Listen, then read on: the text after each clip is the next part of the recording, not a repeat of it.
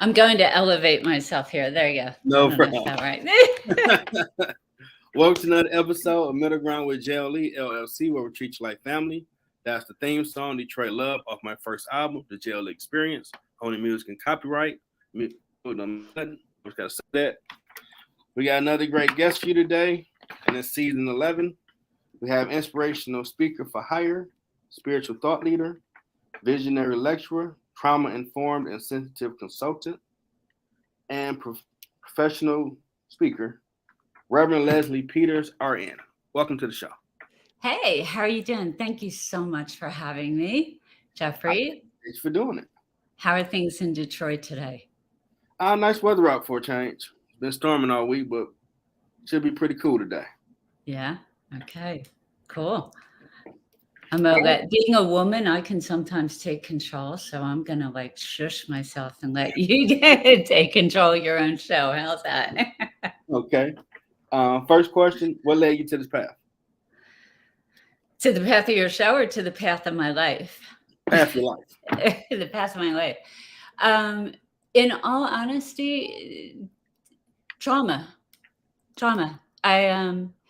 I needed to feel seen and accepted for who I was as a teen, and I didn't know how to get that.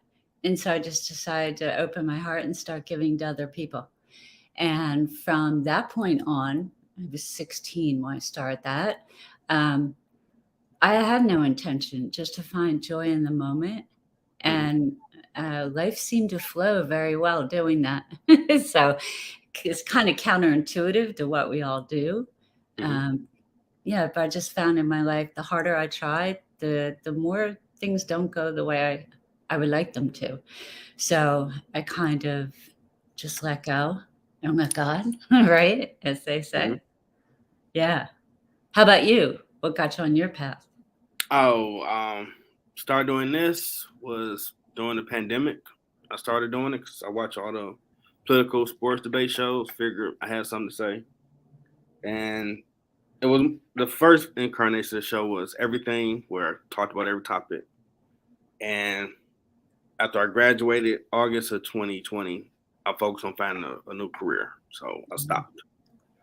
March 21, I picked back up, and then God tasked me with helping others find their purpose. So that became the main focal point of Middle Ground. And it's been a journey engaging people. They sharing me with other people they know that have great things going on. And I didn't expect to get to season 11 this quickly, but I had bad scheduling. Now I got that thing. Yeah. Season 11. Wow. So wait, where did you graduate? What's your... Wayne State University, Mike Illich School of Business. Okay. Bachelor's degree in management. Sounds good. I started out as a business major. I actually graduated. My first degree was from Penn State in public health planning administration. And I think 3 years into working, I went, yeah, this is not filling my heart. And so I wonder now, when I left work in 2017, following my intuition, everyone just make it a business. I'm like, no, it's just a message. Let me get back to work. And it's so funny with the mindset of people and everything self-sabotaging. People well, you have to find out why you're self-sabotaging. I'm like, I don't like business. It's not self-sabotage. I just have a friggin' message. But everyone's trying to turn me into a business. I'll do a business. I'm an entrepreneurial mindset as long as I have someone else to do all the stuff my brain fights me on doing. So, yeah. Some people ain't about the business aspect of it. Yeah. It just, as I said, it's kind of, for me, I roll by my intuition. And the first business coach I hired, I kind of knew we were in trouble when the first thing he said to me is, if you're going to New York to California, you want to get there as quick as possible, right? I'm like, ooh, we could have a problem, because I would take a few weeks off and just kind of wander and explore in between. And I'm like, don't make me following my intuition. You can tell me whatever you want, and I could know it's the right thing. But if it doesn't feel right at that time, I ain't doing it. And not that, does that make sense? Makes sense. Yeah. So Yeah. life's a little slower that way, but yeah, it's a lot more exciting, you know. So, how did your path lead you to professional speaking? So you know, it was funny. I think a lot of as a registered nurse, my second career was nursing. Mhm. And I see now how I think I pioneered spiritual nursing back in the early 80s before, because that's really what I was. I worked with Okay. at-risk pregnant women who were on in the system of welfare.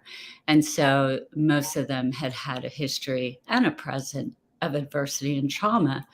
Mhm. And that was kind of my wheelhouse too. And I saw that the way I dealt with my own traumas, um, I shortly after going out at the age of 16, I kind of became love in the world because I just opened my heart and I just allowed my inner guidance to guide me wherever I went over the logic in my head.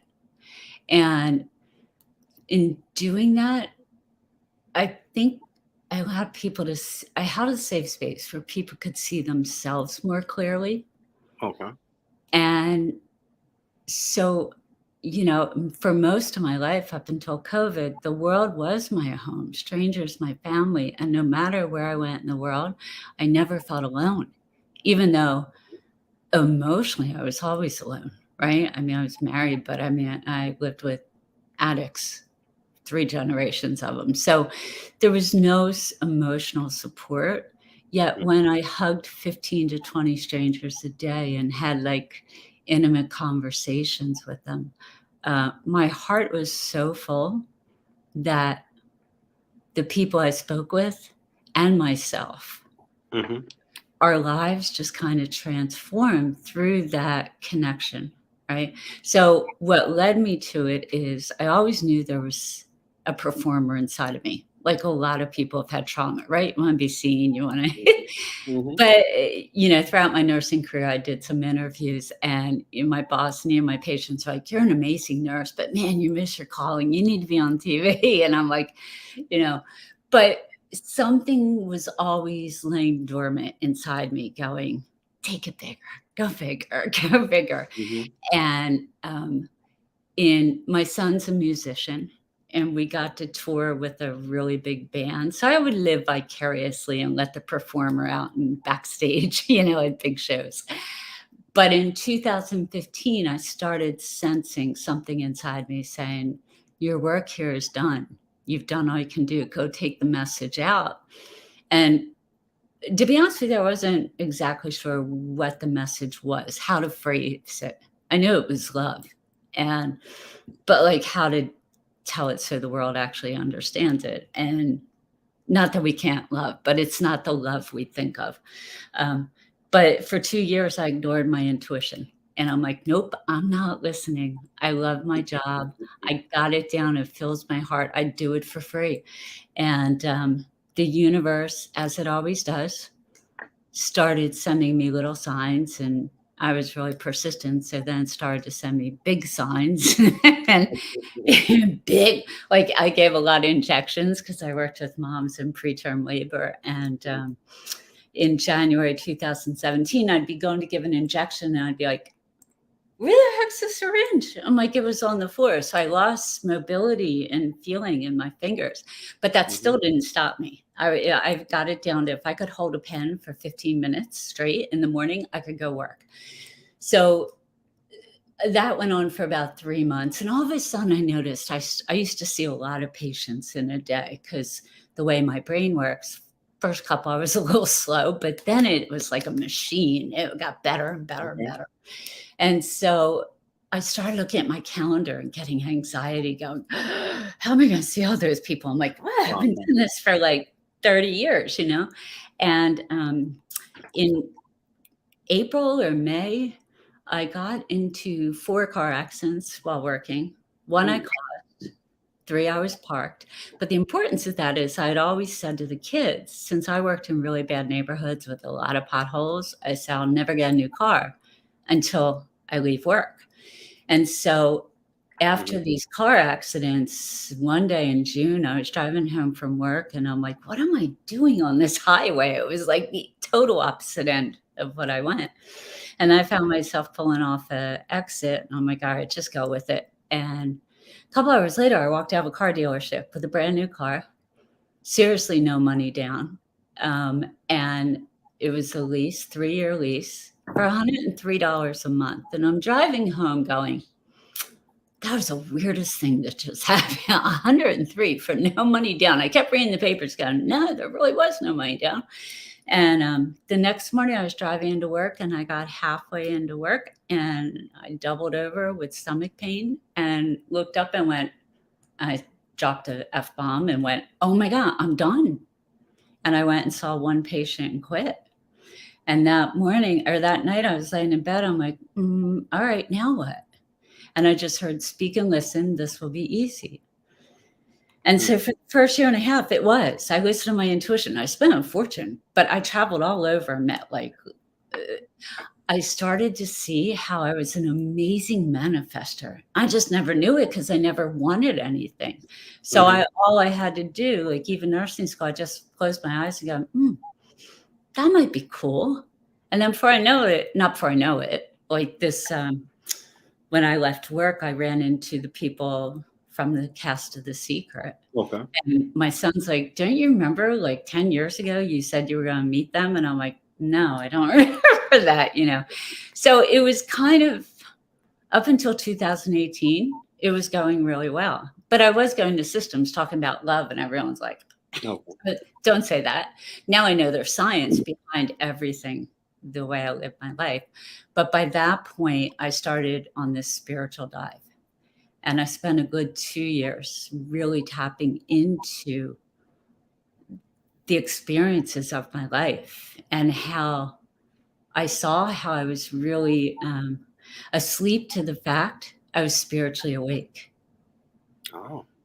It was crazy. Like I had 3 near-death experiences. First one at age of 2, and in between 2000, I'd say it was probably 2019 and 2021, 22. I write to myself, and somehow I'd self-hypnose, and so I took myself. It was such cool stuff. Like trauma would come out in kids' handwriting. Did you ever try writing to your younger self? Oh wow! I'm gonna try that. Yeah. Everything I do is in conversation. And what started this was I'd said when I left work 2018, things were going really well. Every day I was going, oh my God, this stuff's real. This is like the synchronicities, and it was blowing my mind. And I think that stuff happened all my life. I just never really paid attention to it. Right. And because my life just flowed. I didn't care why it flowed. It just flowed, but anyhow, I was coming home from a road trip, and I had always my whole life said, I just want to be a vagabond. Like anywhere I go, it feels like home. So I don't care. Well, in late 2018, the girl I was living with, a friend of 30 years, I'm in Yosemite camping, and I get a text saying, your stuff's in the garage. And I'm like, huh? What? She goes, you didn't pay rent. I'm like, yeah, I paid 2 months rent. And that was it. And all of a sudden I started to get like fear for a second. And then I went, oh, thank you, universe. And I haven't had, so that started. I got an apartment and I was like a kid. I fought it. I sat in this $2,000 a month apartment because I thought I'd treat myself, right? Get in the mindset. For a month, no furniture, no bed, no cable. I was like, this is like 3 miles from my house. I am not. No, I've done too much, right? But I started hearing something inside me say, girl, you got to get good before things get good. And I'm like, what the heck's that mean? I feel fine. So there was one thing though. I've always my entire life woken up every morning, and for the first couple hours, they call it like a retrograde amnesia. I remember who I am, but personality, I'm kind of just this empty shell. And I figured it was trauma. And so I tried this process of writing to a question from your adult self using your dominant hand. So I wrote with my dominant hand, why do we wake up every morning like this? And I allowed my non-dominant hand to answer. And I tried to tell it something to say. I tried to have my mind control it. Didn't work. It started writing its own thing. Okay. And it started to write the word hate. And so with my dominant hand, I wrote, who do we hate?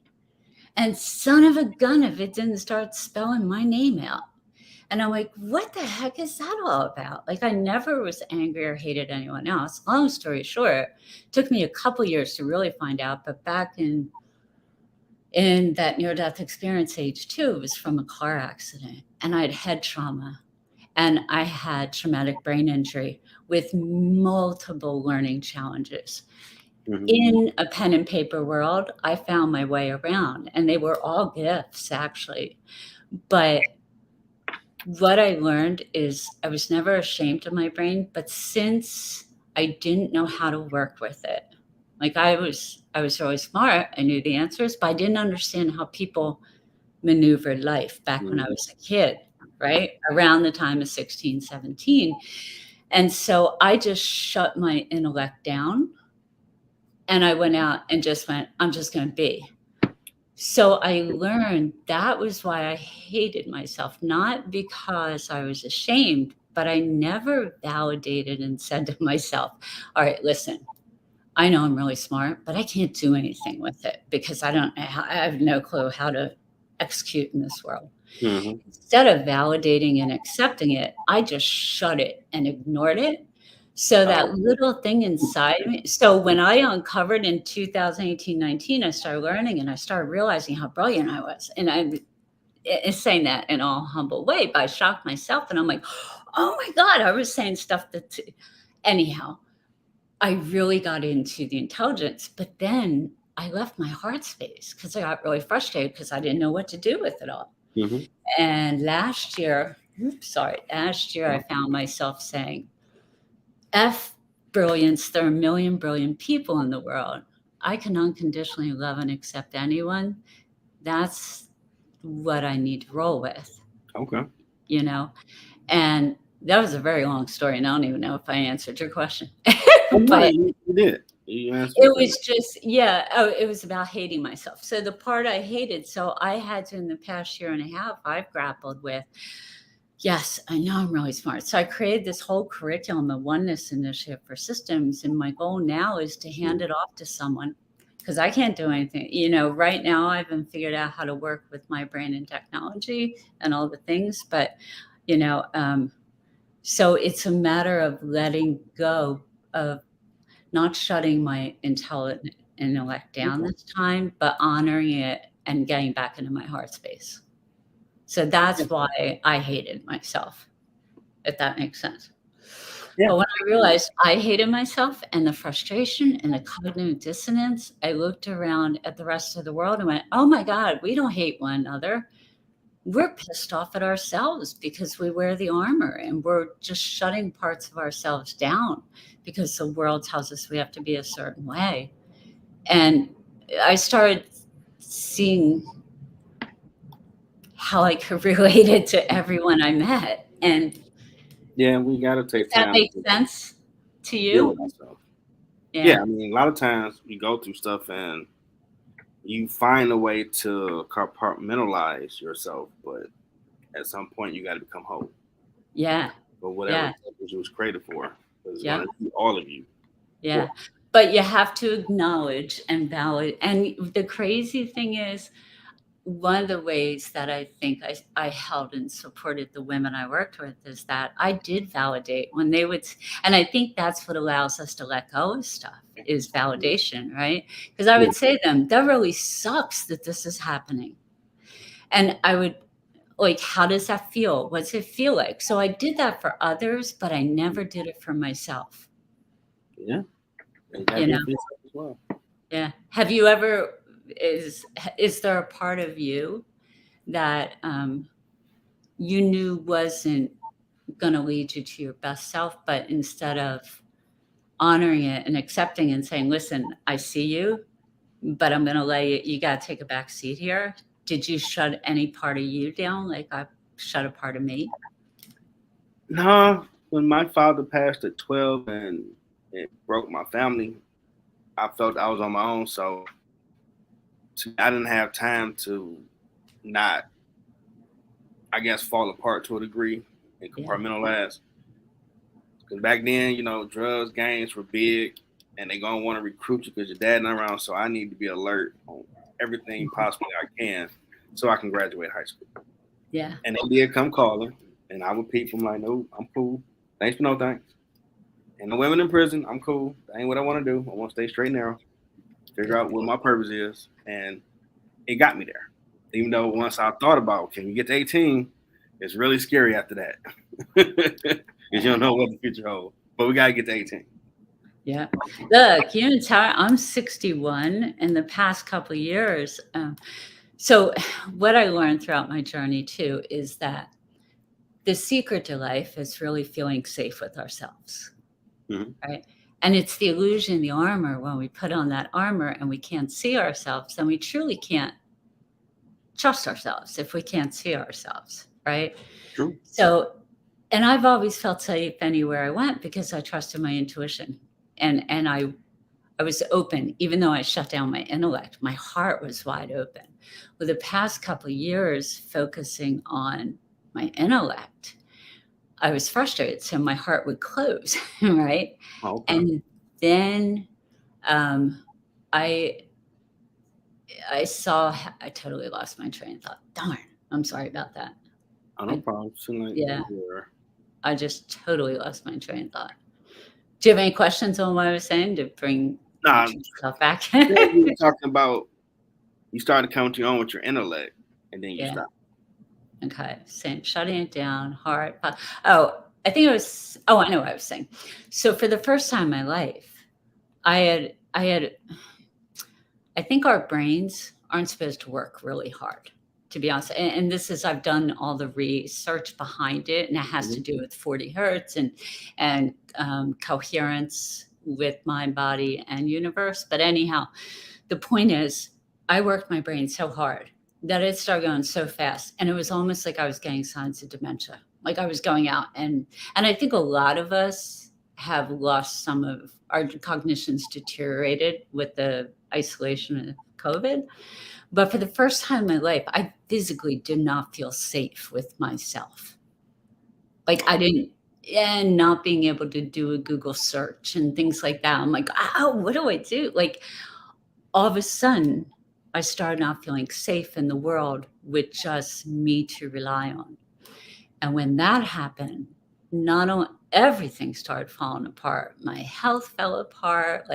So I think the key in life really, and why it's so important to honor and be able to see all parts of ourselves, is that is truly the only way we can feel safe with ourselves. Like through my whole life, I never set boundaries. I let if something didn't feel good, that was my boundary, but I didn't set mental boundaries, And so basically I freed up the energy, of overthinking, and allowed it to flow and just be released out into the world as a pure, positive, loving energy, which we all have.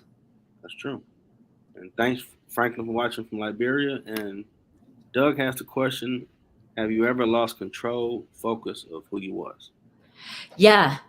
The past couple of years, my life has been nothing like. I mean, I'm just rolling on intuition, but it's been scary. And there was one point I remember, it was a couple of years ago. I was just like crying, going, "Oh my God, I don't understand. What am I doing? I don't think I changed that," because the world was not very nice. It was like not a world I was used to. Right. And I'm on my own, like going, okay, wait, I don't read. What do you mean I don't read? Like all these things I never knew about myself.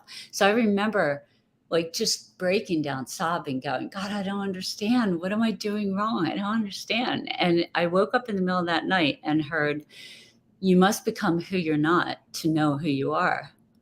Because people would always ask me, what do you do? And I'd be like, I knew whatever it was that when I'm in my heart space, I knew it. People told me it was a gift, but the validation was amazing, but I would always walk away going, what are they talking about? I have no clue. Like, so when I came out nursing and they're like, you have to teach nurses what you do. What do you do? What do you call yourself? I'm like, I love people into being. Like that's, and it doesn't take long. I open their heart and allow them to see themselves. And in the process, I can see my light. When I allow you to see yours, Okay. I can see mine. And so COVID, so yes, I have found it's been really challenging. I traveled cross country and I was really sick. My endocrine system kind of crashed and I had encephalitis and I'm driving cross country by myself. It took me 3 months. And I remember calling my kids at one point saying, can someone come and get me? Because I don't know if I'm going to get anywhere. I'm going to drive an hour a day. And they both kind of said no. And my first thought was, seriously? And I think by the time I got done the word seriously, I went, oh, thank you. I have to find out how strong I am, and because I really didn't know how strong I was internally because everything flowed so easily, and for me, I see now how spirit guided me to do all these things when I was a little kid that I never understood.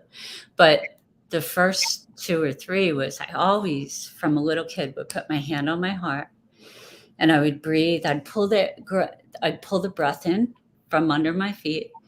I'd hold in my abs, bring it up to my head, and then bring it back down.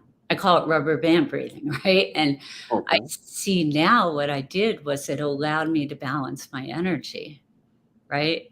Okay. And but I did that, and I'd put my hand on my heart and repeat, I am safe. The world's a loving and accepting place. I did that all the time when I told parents, my mom, about sexual abuse, and she did nothing. I went, I am safe. The world's a loving, accepting place. And when I told my aunt and she did nothing, I went, I am safe. The world's a loving, accepting place. And when I told teachers and no one did anything, I went, but by then I went, I am safe. The world's an accepting place. I wonder, and then I started to shift it and go, I wonder what they're hurting that they won't help a 5 and a 6-year-old who says they're being hurt. So I was guided to know that my experiences meant nothing about me and to become the objective observer at a very early age. And I think I actually probably spiritually dissociated from the ages of like 5 to 12 because before writing to myself, I had not remembered much of anything about those years. And at age 12, I stopped the abuse, the sexual abuse. And that's when I start remembering things again.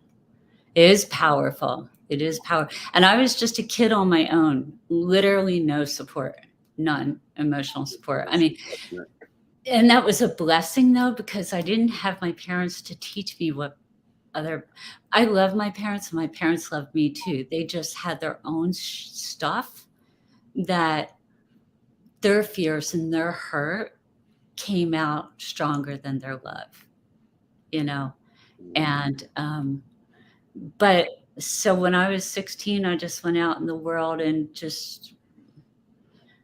I went out with the intellect of an adult, but the curiosity and the exploration and adventure of a kid.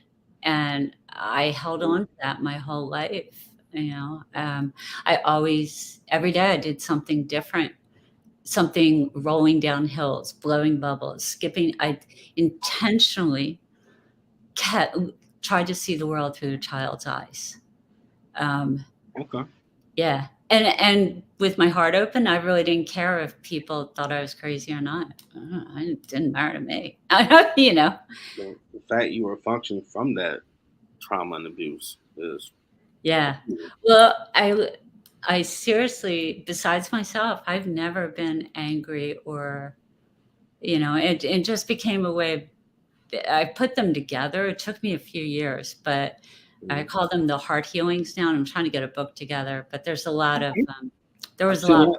yeah, but it's heart healings for us to become one, because in all honesty, I look at my life the past couple of years, which are so drastically different from the rest of my life.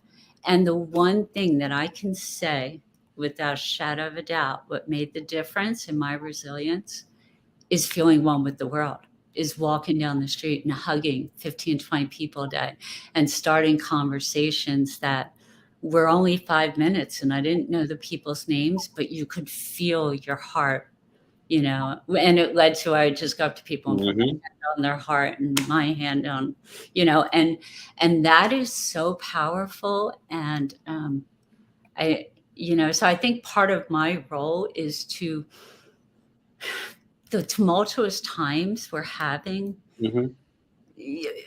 together we can move through the dark and into the utopia that I lived in. And I think part of my role is to share what can be, and then to take people on an experience. Because talking about it's one thing, but you have to experience it. You have to feel it, to feel the power in it.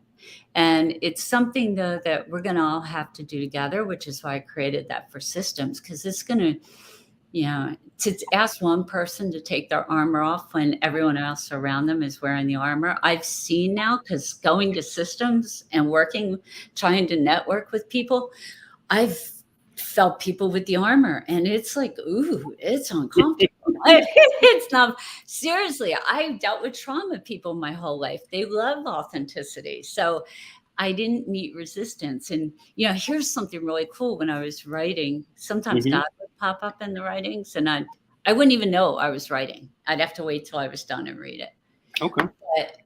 But one of the things that came out from, it said God in my thing, was that when I was in high school and college, I was in awe of teachers' ability to do, but they were intimidated by my ability to be. And I think that's really telling, because so many of us mastered the art of doing as kids, but nobody taught us the art of being, which the art of being allows you to do much easier, because right? Like that I learned too. So it's been a cool thing, but all I can tell you is this: heaven and hell. Heaven is here when you're aligned with who you are to be and you can see yourself and you're authentic. Hell is when you're trying to be somebody you're not meant to be. That's powerful. I have another question from Doug. Have you ever had fear of who you were? Yeah. I've feared the past couple of years, because I'm like, I've been a visionary. Like, I see now how I see my future. I always have. And this time I have no clue how I'm going to get there. I'm kind of just waiting and doing what I can to stay in my heart's peace and love people. So yeah, I fear the power, because I know now, as a neurodiverse person, my mind can't be busy. It's been so unclear from overthinking that I know who I am and the way I roll, and I seriously just have to roll from intuition.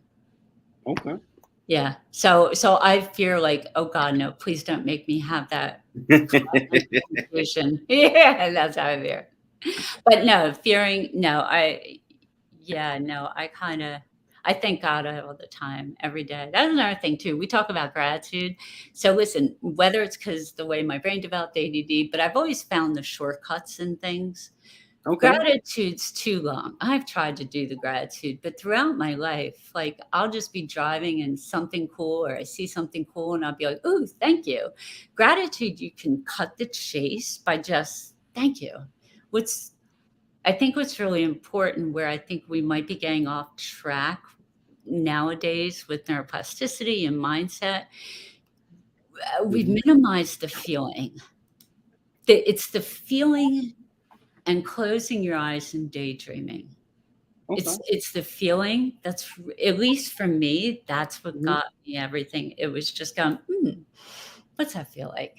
And bring a smile and go, yeah, that feels kind of good. It's that feeling that's going to put you into the energy state of flow. Okay. We at the point where market promote whatever you have coming up or going on. Yeah, Going or good? we're at the point. So right now, because everything's it's at the end stages. I'd say I got another 10% to get everything to hand over to systems. But right now, it's about bringing comfort to uncomfortable conversations. And so if anyone wants to have a conversation and they can reach out, it's Calendly. I made this so long. Calendly.com, Rev Leslie, the number 4, Heart, HEART, self, SELF, us, / do you see me? Not real sure. But anyhow, reach out, schedule. When I take time, talk to people. I guess you call them self-awareness sessions where I ask them questions and creativity and flow comes from unstructure. And so people call me a transformational conversationalist with them because I follow my intuition as to what they need to be asked, right? Okay. So they're donation based because they're founded in love. And what I do for other people during conversation is what really, truly, I think we're intended to do for one another. We don't need to help each other. We need to hold a space for one another. And so those conversations are donation based. So right now, it's conversation. Okay. Yeah. And if you like this message, share it because it's about sharing the message, Great. Yeah. What has been your biggest challenge so far on this journey? Technology. Yeah. And my, I have a visual processing impairment and a bunch of other things, but that and the eye-hand coordination. So with technology, like my eyes kind of guess my functional vision, which is what you're not glasses type thing. Functional vision is how your brain works. Mm-hmm. It doesn't really see what it thinks it's seeing. So like I'll go to hit a button and I hit the wrong. When I was traveling cross country, I would book wrong hotel rooms because I thought I was hitting the right hotel and I booked one above or below. So it took me a long time to get where I was going because I always Gotcha. Yeah. So it's learning how to work with my eyes and yeah. In your words, what has been your impact in your community so far? So far it's my community is the world and it's always been that way. It's weird. But it's just touching people one at a time right now and giving them the experience of what it's like to have an authentic, transparent, meaningful, soul-filling conversation. So, yeah, and it's just doing little things to bring a smile to people's face, you know, and to give them hope. And that's why higher, right? So when I was trying to explain to this very simple message, which is not simple to try to put it in an elevator speech, right? So I started coming up with acronyms. Well, now I've got it's actually part of my program, redefining. I have 100 different words that I've made up acronyms for. And so I came with me higher. It's like hope, inspiration, and it changes all the time, but I got to write them down. But it's I think what I do, my role in this world right now is to provide hope and inspiration and reflection and experience, Okay. Yeah, because the way I live my life is who we all are. It was the only thing I did was listen. And that's because I had no choice, because my brain, which was my gift, right? So that's who we are. And I've seen that with every person I've met before I started overthinking, right? So, Yeah, we definitely do that. yeah. Yeah. We get farther if we work as a team compared to being selfish, stuck on things and money. Yeah. And that, what I think, what do you sense? What do you sense is coming ahead for us? I would say people have to make a choice of who they are. Yeah. That's coming. Yeah. Yeah. you know, I think we have two paths. We can stay on the beaten path and we can continue to not know who we are and worry about what people think about who we are. Mm-hmm. And we can continue to try to prove our own self-worth by helping other people instead of looking in the mirror. And we can continue to throw band-aids on wounds that need to be like opened, irrigated, stitched, right? Yeah. So I think we can go on that, and we can run with neuroplasticity and people putting things in our head and AI where we totally lose our heart centered and our minds just Mm-hmm. become robots.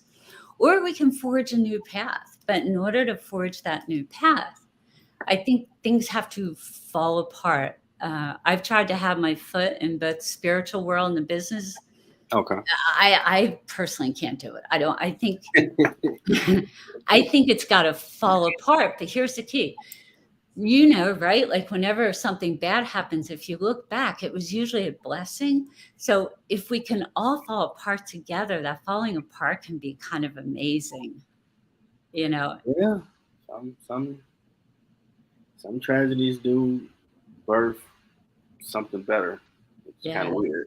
It can be amazing. I'm telling you, the life, I've lived the life. And I didn't have any special gifts. And I actually had a lot of quote unquote disadvantages, but they were advantages. Like we see them as curses. They weren't curses, they were gifts. And so, yeah, it can be, this world can be amazing. I've Yeah. seen it and we're amazing. Here's what I learned. Who we're hiding from, like the mirror and the reflection, what we fear we'll see could never be as bad as what we are. Wait, I said that backwards. Our fears can, we're much better than we think. Let me leave it at that because I'm saying that backwards. but Yeah. yeah, we're much better than we give ourselves credit for. I agree. And last question, that Yoda game reflection. What advice do you have for someone trying to find their purpose? Don't try. Don't try. That's my advice for everything. Try less, be more. And to find your purpose, look for yourself saying those moments, damn, life is good. And when you can say, damn, that was fun. That was cool. I love doing that. It's what fills your heart and what comes easy, right? I don't know how many hundreds, thousands of years ago, someone told us life had to be difficult. No, it ain't supposed to be. It shouldn't, it doesn't have to be difficult. Like I knew damn well over the past few years when I was banging my head up against the wall going, I'll try again, I'll try again, my persistence got in the way, right? I knew that anything that is my purpose or on my path, it may be hard, but it won't be difficult, if that makes sense. Mm-hmm. I'll enjoy it. So here's the thing. If you're frustrated, whatever that is, I tell my kids, I'm like, if you're frustrated in your job, quit. I don't care about the money, just quit. You'll trust that state of frustration that I spent a couple of years in, nothing good comes to that, nothing. Mm-hmm. So, and when you find your purpose, if maybe ruling out whatever frustrates you, that ain't your purpose. It's nowhere on your path. Yeah. Because purpose shouldn't frustrate. Does that make sense? What frustrates you? I guess I never thought about it, but if I look at it now, I'm doing what I'm supposed to be doing to take this across the globe like you want me to. Yeah. And build it properly. Yeah. You know what frustrates me? Like you see, I talk quite well. I listen really well and I speak really well. I have to learn to balance the two, but with this message. But if I get on to do a podcast, I can't think of anything to say, or a Facebook Live. I go, and that's part of the way my brain developed. I need people to be able to extract what's in my cerebellum. So it is so for me, that's been frustrating. I'm kind of like stuck in my own brain. I need people to share, and I don't think that's any curse either. I think that's the gift. We need each other. Yeah. We don't have to know our names. We don't have to, I we would need, probably have the right people that can help you bring it out, because y'all both probably need each other to make something awesome. yeah, yeah. It's just that exchange of energy. So, Mm-hmm. yeah. Doug says, fear of who we are. Social media makes us fearful. So for Doug, is that Douglas, his name? Sorry. Mm-hmm. Yeah. Who do you fear that you are? If you want to answer a question, you don't have to. Doug ain't never try to answer nothing. Okay. Yeah, look, there's a lot, and I don't want to get into it, number one, because we don't have time, but number two is, but I think I've seen from my whole life, and I've kind of known since I was a kid, whatever I'm experiencing to share what I found out Mm-hmm. an out of the box way that no textbooks. That's what used to really help. I think the women is I would tell them things that you'll never find in a textbook. Mm-hmm. Yeah, because I had to find my own way through life, right? And so, but what I found with me is with technology, like between the amount of information on it, the amount of functional vision, and the amount of energy it takes our brain to go from one thing to the next and seeing I think we're supposed to spend way less time on technology from a energy perspective. Like, I think we're high energy, right? Mm-hmm. Even when they say people are low energy, I don't think they are. I think they're high energy. It's just not balanced. And so it gets stuck in the head, which creates a lot of anxiety and depression because the energy is not equally flowing, which is why that rubber band breathing, I think, really helped me. And then when I started learning and doing all this, let's see, here's a very simple way of saying it. The heart and the brain have to work together. And there's studies that show that 40 hertz is when they work together and when they work with the energy in the universe, right? Huh? So at 40 hertz, you're in coherence with everything. And that's what I think I spent my life in.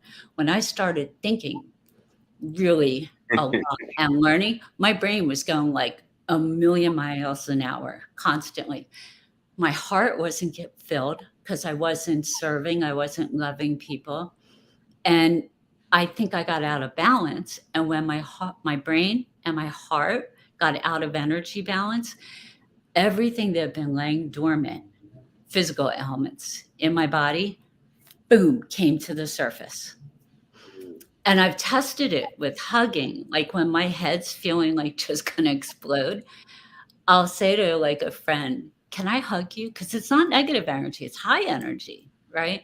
But when I hug them, as I'm hugging them, like a real hug, I can feel my brain's calming down. Okay. So I don't think any of us are low energy and high energy. I think the hugs, I was actually giving people positive energy, but I was getting rid of my excess, if that makes sense. That makes sense. That may sound a little, I didn't mean to go there, but No, you good. yeah, I mean, it's social yeah. media it has its place, but we overindulge in a lot of stuff on this planet. Yeah. I'm just saying, not even what you're reading. I'm just talking from an energy standpoint, the 5G with our own energy. Mm-hmm. Yeah. I think, yeah, we're best off spending less time on phones, anything, just walking, barefooting, right? Like here's thing too. I was just reading something called, did you ever hear of earthing? Earthing? That's new. It's walking barefoot. Right? They call it earthing now. Okay. Because they'll sell and they'll make money. They'll certify people and work, right? Like if Exactly. it makes money, they'll do it. And that's why I always sense that all the things I've been learning and trying, the only thing that really worked for me was acupuncture as far as healing my body. It was all energy I did on myself. But what I want to do with that thing I created, I want to the end phase of what I created is a heart spiritual community. I want to bring unlike minds together, but I want to have families. Like, it's no good teaching parents or kids without one another. We got to learn this together. But I want to give this stuff away for free. Like, pay me $50 a month. Your whole family comes on. You can have all the access to all the information I have, because I'm personally fed up of the world making a profit on people's pain. And that's why I don't make good entrepreneur. They're like, what's your pain point? I'm like, I am not going to like do a message to remind people how much pain they're in. I spent my life empowering people. I don't want to do that, you know? So for me, it's the rubber band breathing. There's a company, I won't say their name, but they have 10 courses on how to do that. And it takes 30 seconds. You know what I mean? So, yeah, anyhow. Well, your story is very. Yeah, it's walking barefoot, because what they're saying, and a guy did, it's evidence-based, right? They proved it. UCLA laughed at him for years and then finally went, oh, wait, they're healing people with shoes, particularly sneakers and all that. We've put a barrier between us and the energy of the earth. And so we're not taking in that 40 hertz, and we're just, look, I have where is it? Here, I'm gonna show you. I bought a grounding thing, right? And you put it on your wrist. And what's crazy is when I put it on my wrist and touch computer, I get shocked. And I don't think that's supposed to happen. So I live in LA now, and the day I got this and started shocking myself with touching a computer, I went out and I walked barefoot in LA for like 4 hours. And I'm telling you, I felt amazing. I had more energy. I felt clear, and cognitively clear, just from, you know, people looked at me a little crazy though. Yeah. So that's earthing. That's pretty awesome. Your story has been very awesome. Yeah. Well, so go walk barefoot, even in your house, just making contact. Yeah. Yeah, I'll definitely do that. All the time. Yeah. Well, I definitely would like to thank Reverend Leslie Peters RN, inspirational speaker, spiritual thought leader, visionary lecturer, trauma-informed sensitive consultant. But this was very nice. Yeah. Thank you. Different take on it. Definitely appreciate it. Yeah. They will definitely get a lot out of this. Yeah. I mean, there's more, and that's what I'm trying to just, as I said, I've unpacked a lot of stuff in the past few years, not only my own trauma, but all the science that I think we're missing a few things. I think it's so much more simpler than, you know, and I don't think a lot of this stuff where we say with people, I don't think it heals the body. I think it keeps it lying dormant until you fall out of coherence.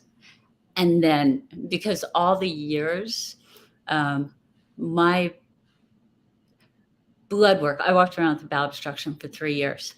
I test every month. Nothing picked it up. I had a surgery once. I was hemorrhaging during the surgery, and the surgeon's like, it's the craziest thing ever. Your blood work was normal, yet you're hemorrhaging on the table. So I think that when we are in that state of heart-brain coherence with the world, whatever illnesses are in our body, they lay dormant, kind of like, what was it, herpes simplex, and you know, Gotcha. And now when you're stressed and you fall out of coherence, they come to the surface. So, yeah, but anyhow, so. I hope you had a great time in the middle ground. I did, thank you, and I hope, yeah, as I said, it was nice. I hope it provided value. Absolutely. Yeah. Well, thank you again. If you want, I'm gonna play the outro. You can log off if you like. Okay. Thank you so much. Thank you. God bless. God bless you, and I hope everybody have a great day. All right. Bye-bye.